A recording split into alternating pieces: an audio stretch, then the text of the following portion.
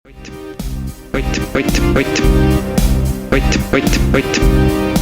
Rammumees, võit.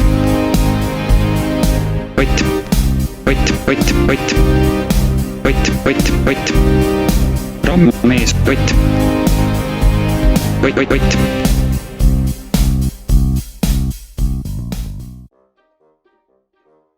Tere jõudu!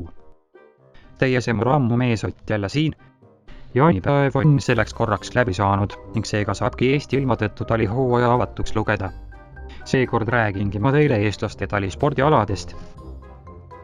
Esimene. Suusatamine. Eestlased on väga head suusatajad. Vahest oleme isegi soomlastest ja norrakatest kiiremad. Võib-olla sellepärast, et doping. Kes teab? Teine. Saunast suuskadele. See on alles kasvava populaarsusega spordiala. Kantakse ainult rätikuid, aga see ei jäta midagi kujuplusvõime hooleks. Kolmas. Talisuuplemine. Kui tahad näha rauravaid slonge, siis see on just midagi sinu jaoks. Pigem on see vahva spordiala, mida harrastada koos naisukestega ja saunast tulles. Neljas. Talinaise kandmine. Ei, mitte Arno Talinaise raja teele kandmine, vaid ikka oma naise kandmine, aga talvel.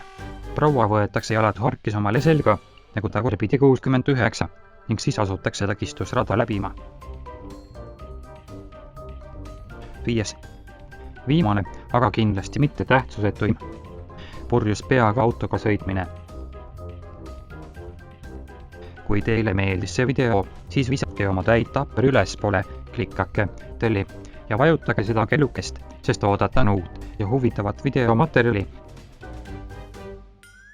Minu poolt praegu tšau paka, olge siis ikka tugevad ja tehke kõvasti trenni, et talihooajaks vormis olla. Näeme järgmises episoodis. Võit.